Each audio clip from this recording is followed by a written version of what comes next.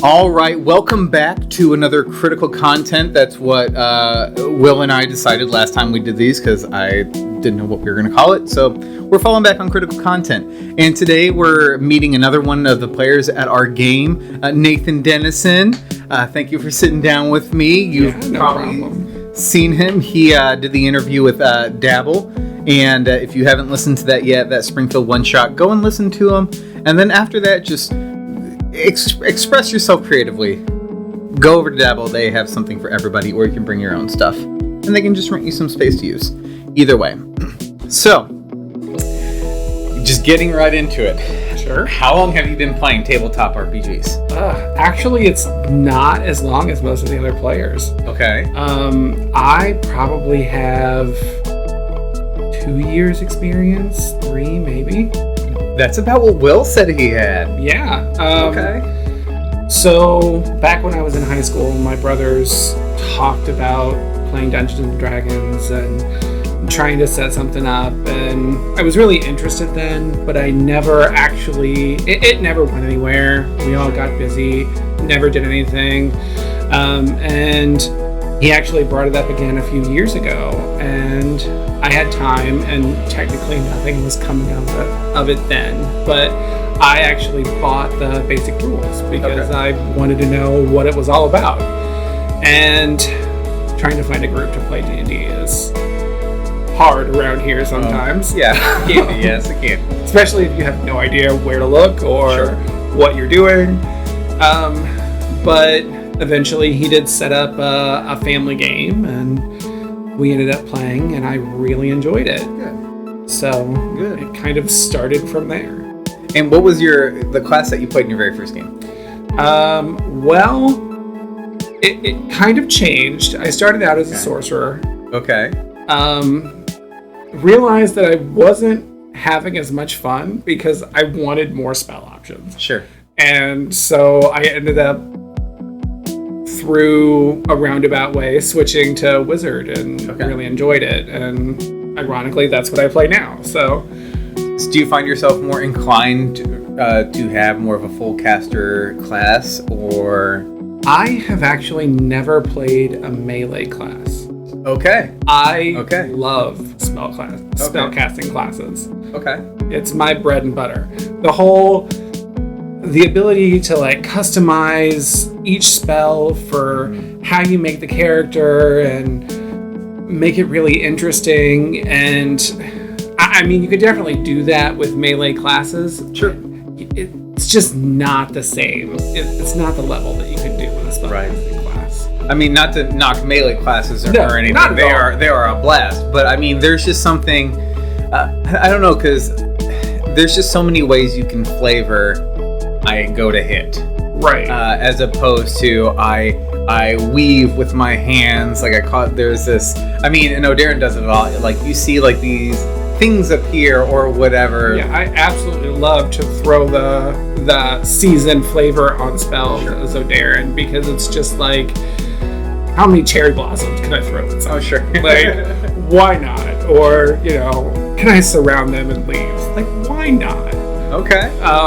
But I will say, though, that melee classes, you can definitely do some interesting stuff with. I mean, if you watch, Critical Role, for instance, Liam O'Brien is fantastic at describing how his melee class attacks. And, I mean, that's an inspiration. Yeah, because, he has Orem currently, but he used to, I named my car Vax after Vax'ildan in Campaign 1. But even, Vax is that up close and mid-range with the dagger situation. But so there's plenty of flavor you can have with melee, but I feel like spellcasting, even half casters, you can have a little bit more fun with that. So playing for about 2-3 years, family game. So was your brother, who else all played with you? So was it just your siblings, or did your parents play? Or it started out as myself, 2 of my brothers, and my dad. Okay. Strange as that seems. Okay. And my brother's wife. And then we've since moved on to another campaign, and I got my wife interested in playing, which is hilarious.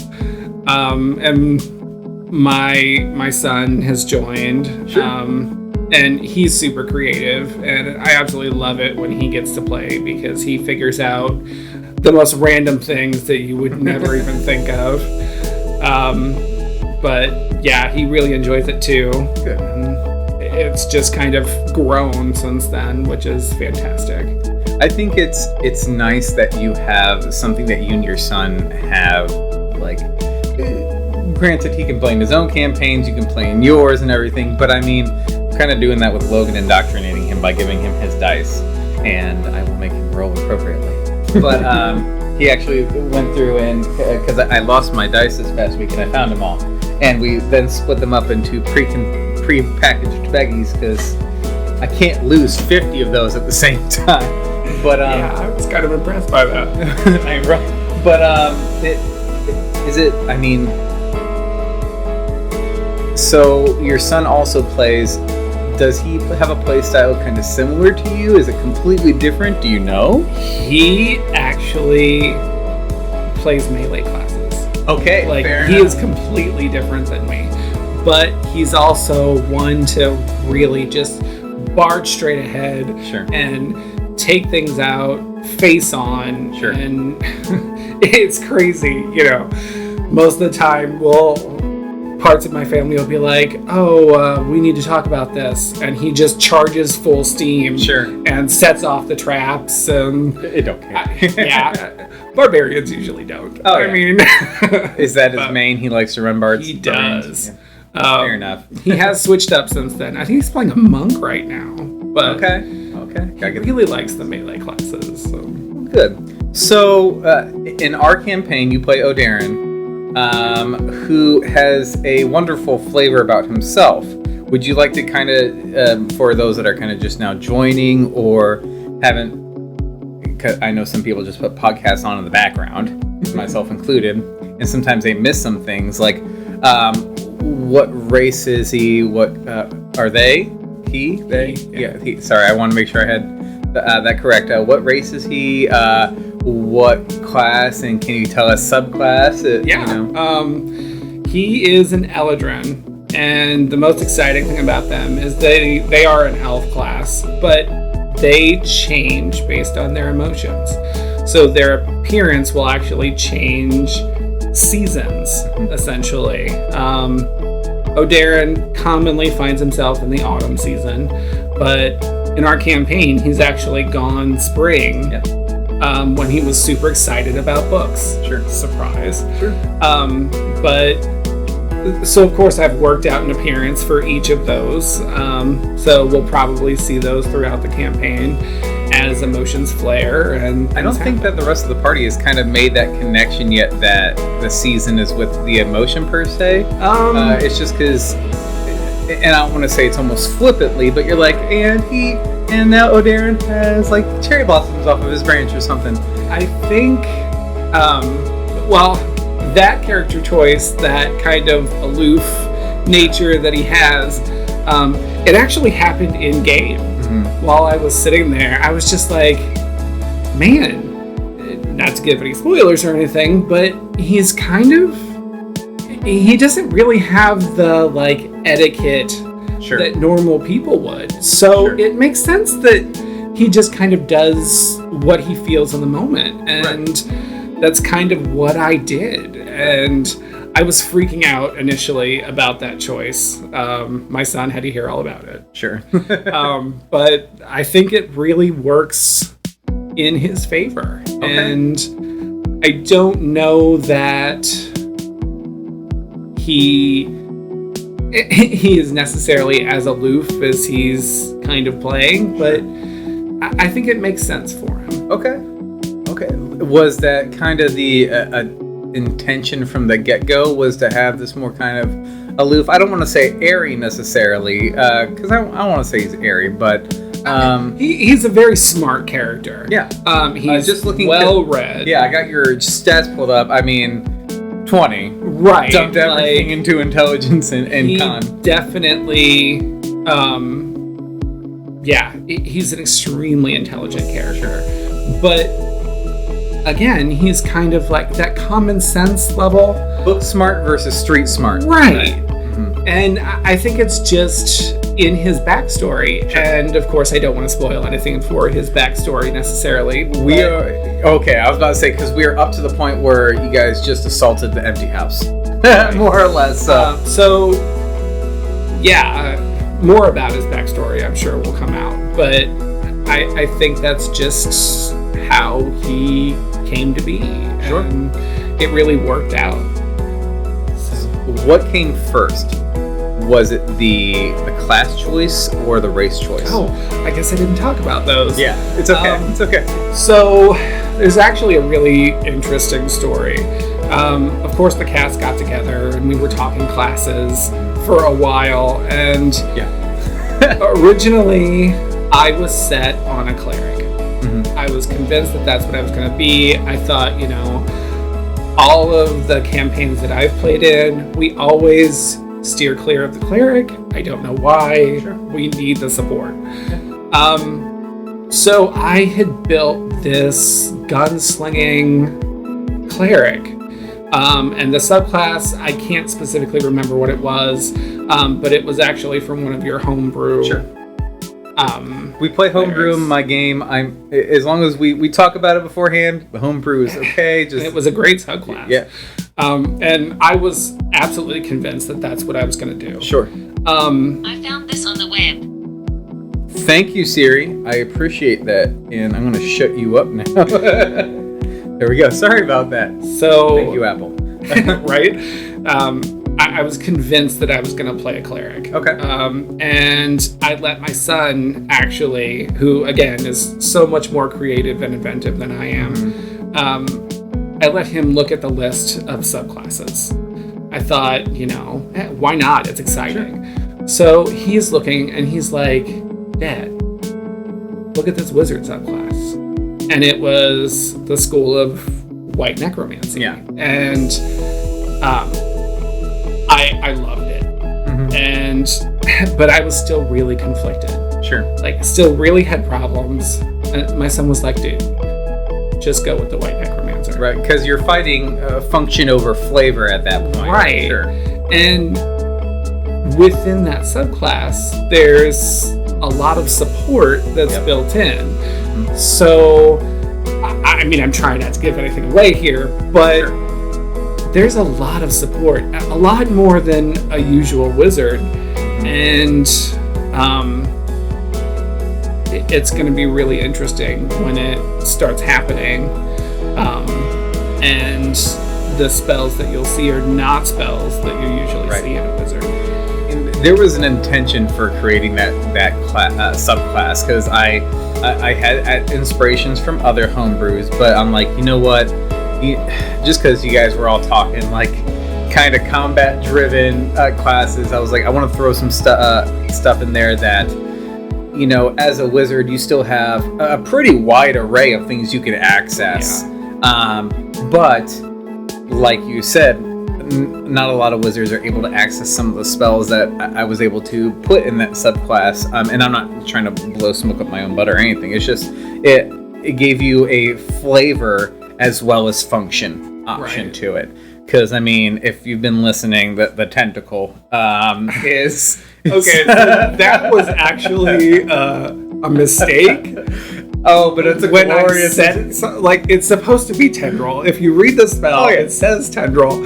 I read it as tentacle. But it turned out to be the most flavorful and horrific thing that could have happened at that moment. Oh yeah, and it's just existed since then. So it was just really fun. Oh man, everyone. I love it's one of those I don't want to say it's a grotesque fun, because Renfrey's thumbnail. Yeah, that's grotesque. Fun. But it was just a kind of weird fun thing going on. So what is and I know we're not trying to do any huge spoilers towards backstory or anything like that, but what is one thing in Odarin's backstory that you would be able to share that you feel wouldn't let slip the dogs of war or anything like that. Well, I have a feeling that it's going to come up soon. Sure. But Odarin has spent a lot of time alone. He doesn't really know how to work in a group. So he has to kind of adjust Solo play to group players. Right. Yeah. Like, he doesn't understand that you really need to let someone know where you're going, because, you know, he'll just vanish. And it makes sense for him, but it doesn't make sense for a group. Right. And that's probably going to bite him in the butt at some point. Sure. But that also creates role play opportunities, that creates character development, but also like creates awesome narrative situations. It does. If Odarin runs off on his own for whatever reason, then something happens, he's by himself. You know, what occurs then, because I can't necessarily plan for every eventuality, because I have a table full of DMs, players that just think completely different-mindedly than I do. So, and anyone else who DMs, you know the pain. And those that intentionally cause this pain on DMs, shame on you. I do it too. But I mean, it wasn't intentional. No, it's fine. You know. But I think that, and we're still relatively new in the story. Essentially, I mean, to be real, if we were playing a video game, you haven't even completed the second opening quest.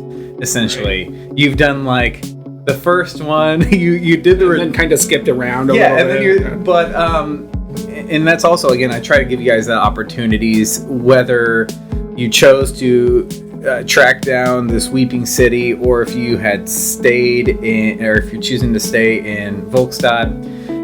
My plot points really aren't going to change. Like, there's milestones, but I adjust them to my players and what you're all doing. There's some things that have to happen, they will happen. But and your guys' backstories, some of them play a pivotal part, some of them don't. And that was one of the things we discussed about when we were creating this campaign. Like, do you prefer, a completely separate narrative campaign, or do you like heavily character backstory woven into it? And we had a nice little mix. So trying to balance that is the caveat here. But what is like a goal or aspiration that Odarin has? Well, he reads that book every night. Yeah. He doesn't understand it. Yeah. He can't read it, but he flips through it every night, and it's a special book to him for reasons that we will find out at some point. It's kind of the reason why you're with the group. It is the whole reason. Yeah. He probably wouldn't be there if it weren't for that book. So getting on with the story, getting on with the main quest so that he can finally read this book is extremely important to him. Sure. I couldn't even tell you how important it is. Sure. His whole being is enveloped in this book right now. And until he can read it, I don't think he's going to have something else that distracts him. Sure. I mean, don't get me wrong, there could be a moment where they go on a side quest, like what we're seeing currently, but he's always going to come back to, I need to be able to do this. And there may come a time where the party's like, I don't know, like, we need to go do something else. And if that's the case, I can't guarantee that he'll stay. What do you think the book contains? So, I feel like I kind of have a general idea. I don't want to spoil anything. Sure. Fair enough. That's fine. You don't have to if you don't want to, but his history is all about study. Sure. His class is all about study.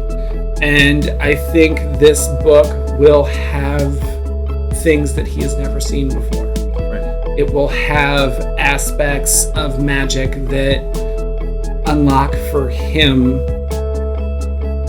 all new levels of experiences and abilities that he just hasn't been able to experience before. Right.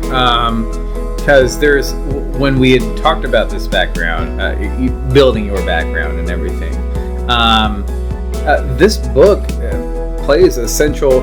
It did not initially start as a central role in your backstory, but it became that. Right. So there's like other, and I know that amongst the table, because other people have said something to me, like, and they've been curious. They're like, "What's the book?" I'm like, "I can't tell you the book. That's not my thing. I'm not going to tell you the book."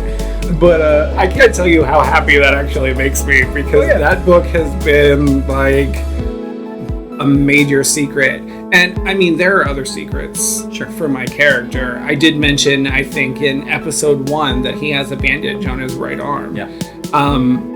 And I think does his right arm, like on up to the hand. I think, like, right, it's kind of like around it kind of wraps around his wrist. Yep. But well, I could tell you that the other characters probably don't remember that's there. Oh no. I'm gonna be honest. Sometimes I forget it's there, and that's fine. Yeah. I'm sure it'll come up at some point, or someone will catch me changing the bandage, or something like that, and they'll ask. But there's other aspects of the backstory that haven't come up, that may never come up, and that's fine. Yeah. I'm completely okay with that. Sure. But I think I wrote it in such a way that if something did come up from that backstory, it would kind of shock me too. Right.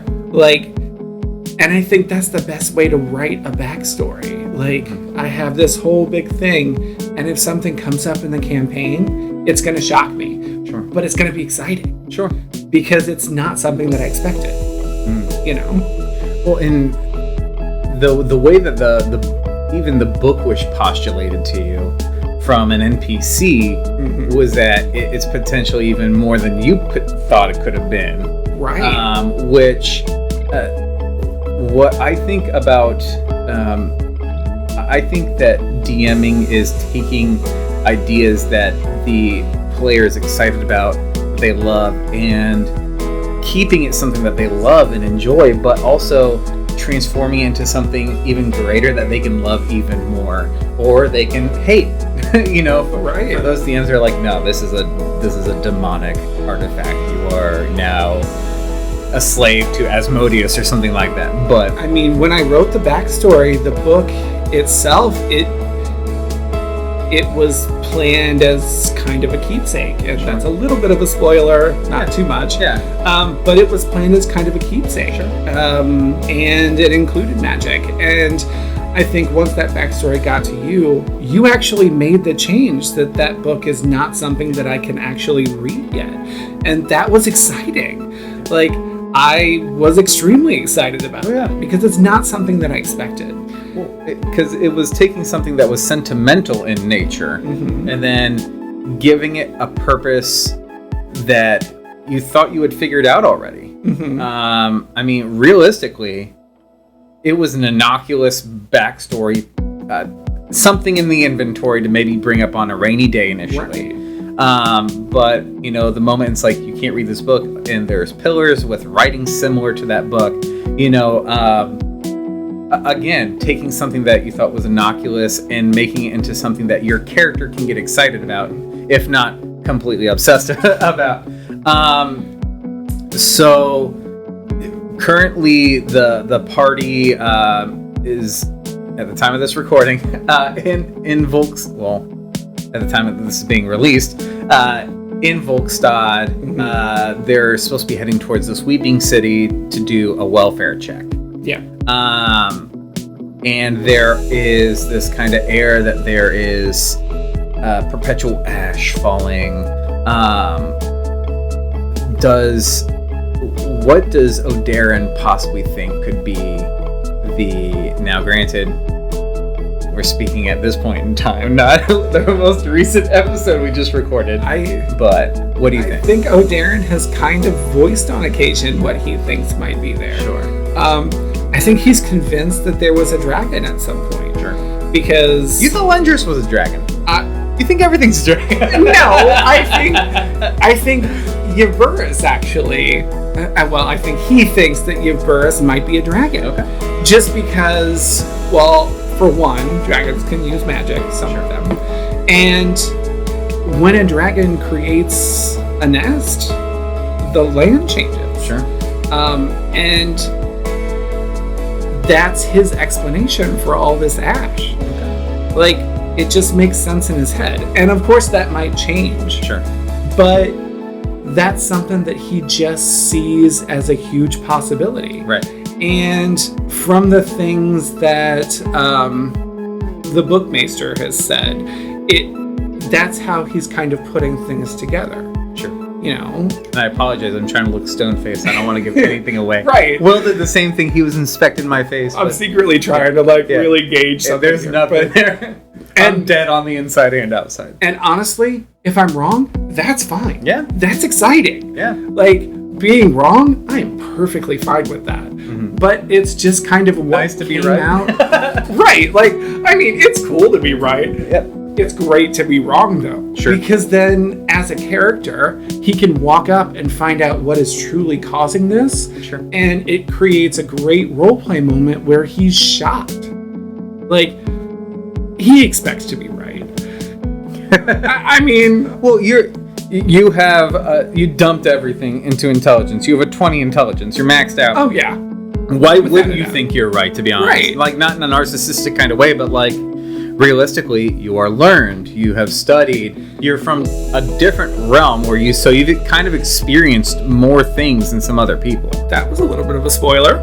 I don't think Elegem are native to the Fey realm, so I'm not going to release anything because that's now been brought out in episodes since. So we've collected that. That's true. Yeah, so we're there. I don't want to keep my mouth shut about. No, it's all good. But I think that it's fair for your character to make evidence-based assumptions. Or evidence-based, I'm going to say guesses, not assumptions. Because you know what happens when you make assumptions. Sure. Yeah. Odarin will die. I'm just kidding. But, I mean, there's a good chance. But, let's be honest.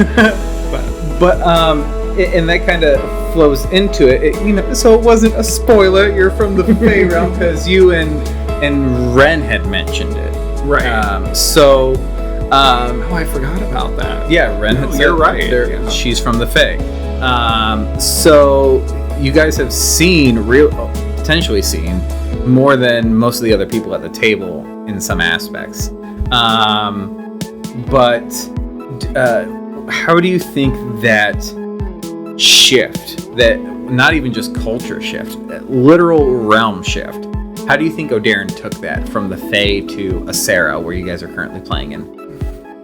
Well, that's kind of a difficult question to answer for Odarin without giving too much. Right. I know it's kind of a loaded question there, but it wasn't really a shift. Sure. For Odarin. Sure. For reasons that I'm sure will come out at some point. But we'll just leave it at it wasn't much of a shift. Fair enough. So, and I'm kind of jumping back here to your subclass here. Sure. You're not just a typical wizard either. Right. You're a wizard with ranged options. Yes. So your go-to, I guess it'd be an implement of some sort, is a pistol, a pepper box. It is. So can you tell us a little bit more about how did Odarin, what, obviously not backstory, but you can kind of get the mechanical aspects of it. How does it work? Well, we'll start with kind of how I came into creating it. Sure. Again, I had created this subclass add-ons for a cleric, and I was in love with this gun-toting cleric, kind of Trigun-esque. Right? Yeah. Loved that. And then when my son brought up the White Necromancer, I was not willing to give up that gun aspect. Sure. So, of course, I worked closely with you, and we were able to... We didn't want to adjust the subclass. Sure. Because that's what you created, but you gave me the freedom to kind of create a backstory and work well with that. And because of that, Odarin is extremely mechanical. Yeah. Now, granted, he's a wizard, so arcane first, but he has spent a lot of time around gunpowder. He's He's worked with it. He's used it in multiple ways. And over the years, he's learned to kind of incorporate those things into something more functional. Right. And that's kind of where the gun or the pepper box aspect came. He, through his readings and through his work, and firearms are not unique in your world. I mean, they're a little rare. They're relatively newish. It's getting to the point where they're starting to get produced more on a I don't want to say a mass level, but but he has spent years working with the mechanics of it and trying to figure out, you know, if you pull this trigger, what happens? You know, and over time, he's actually learned to fuse his magic with that. So, again, without giving too much away from the backstory, he's actually inscribed these runes on the pepper box, and that allows him to fuse the magic that he's using with the projectiles that he's firing. And there are some intricacies of those runes with the subclass.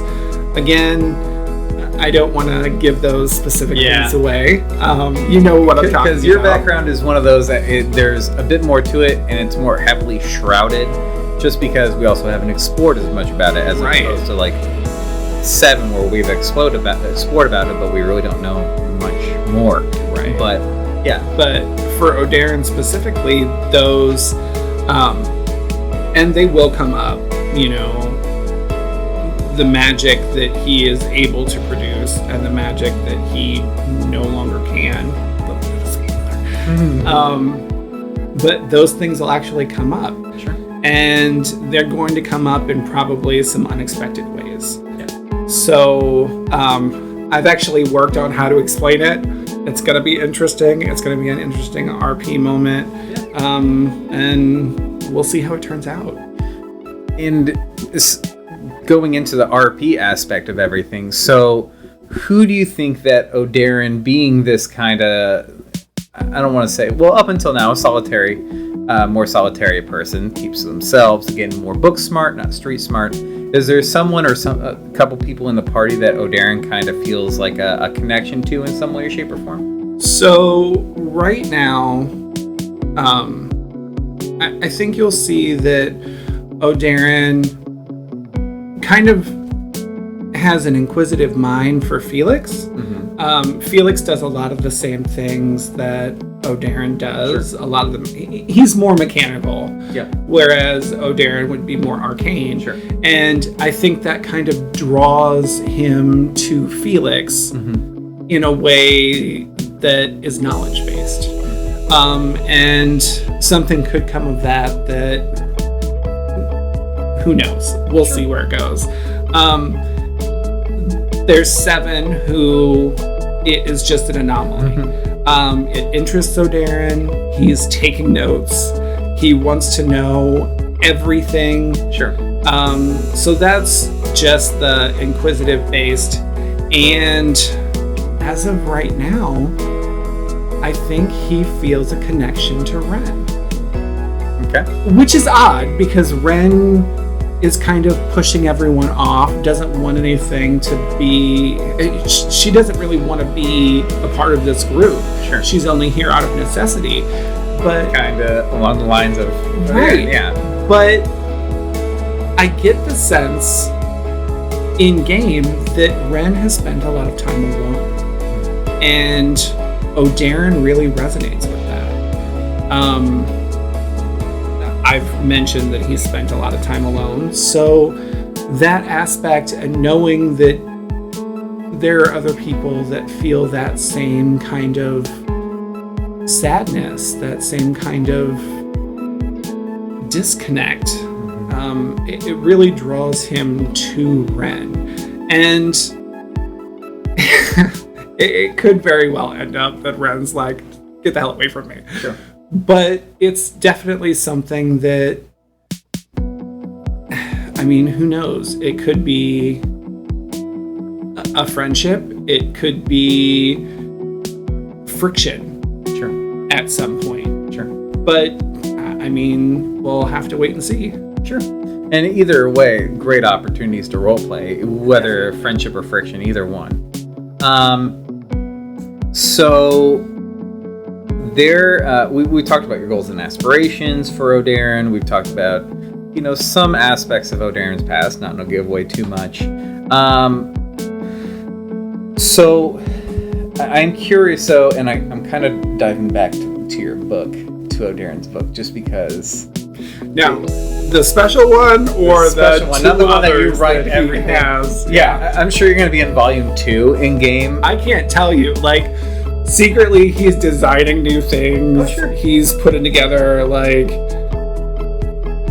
new weapons, trying to work out new spells. Sure. He's got a whole notebook of stuff that he just keeps, and maybe someone will eventually look at it, but we'll see. It'll be interesting. So the main book, your at one point having been innocuous book, you're not able to read it. Things appear in it, obviously, that you're not able to read. The potential of being able to read it because of Lendris straight up claiming she could teach you, but she'd have to be charged. I'm sorry, milkshake. I don't know why. Just had to, didn't you? I Peter Griffin for a moment, so that it does pose a question though. Once you're able to read it, are you gonna stay with the group? Well, okay. So originally when I wrote this backstory, I had an entire another reason for being with the group. And once the book came out, that shifted my focus entirely. Sure. So, and that all happened session 1, and it was fantastic and a great change. Right. But my backstory actually may lend to future reasons to stay with the group. And it could end up that Odarin decides that the group's interests are not aligned with his, and he could, I mean, in all honesty, he could walk away. I don't want that to happen, obviously. Right. I enjoy playing Odarin, right. And it's been... You don't want to force a situation, right? Though, right? I mean, I'm gonna lend to staying with the group. Oh yeah, Let's of course, face it. of course. And he's my character, so Right. But like those situations where like if your character is at odds with everyone in the party, if you kind of resolved your thing, like that's not the situation here. Right. But I mean, why would a character stay? But it does seem like that there's still that, because you guys are still relatively new. You're realistically almost a week-old group. Yeah. I mean, it's fairly new, and it's definitely new for Odarin, who's not used to being in that group. Yeah. Granted, other characters are not used to being in groups, but he really has been alone. Yeah. So he doesn't know how to function in that group. But as this group has been together, he has found interests. Sure. He is really connected with Felix, and that mechanical aspect of things. He really feels like he can learn things, and that's also another driving force. In this notebook, he has extensive notes of each of the characters. Yeah, he does. Nathan writes down everything. He's our note taker. Happen to have a notebook that I have with me that I take notes in, but him as a character, he does take notes. Sure. If he hears something that he doesn't know about one of the other characters' backstories, he's taking note of it. So it's going to be interesting. He also takes notes on personality aspects and things like that, because again, he is so intelligence based. Yes. Yep. And those are all things that could lend to him staying with the party. Sure. So Fantastic. Well, that's really all the questions I had. I appreciate you sitting with me, Nathan. I hope that you all enjoyed the time getting to know Nathan, getting to know Odarin. Just another reason for you to listen to the podcast. And they're all out there for you to listen to. We also got our Springfield One-Shots where we interview locally owned businesses here in Springfield, Illinois. And we have our critical content, one of these where we get to know a content creator, because you are officially now a content creator because we are streaming stuff. and we got other people from TikTok and YouTube as well. So go check those out. But until we see you, it's 5 to Places, and have a great day.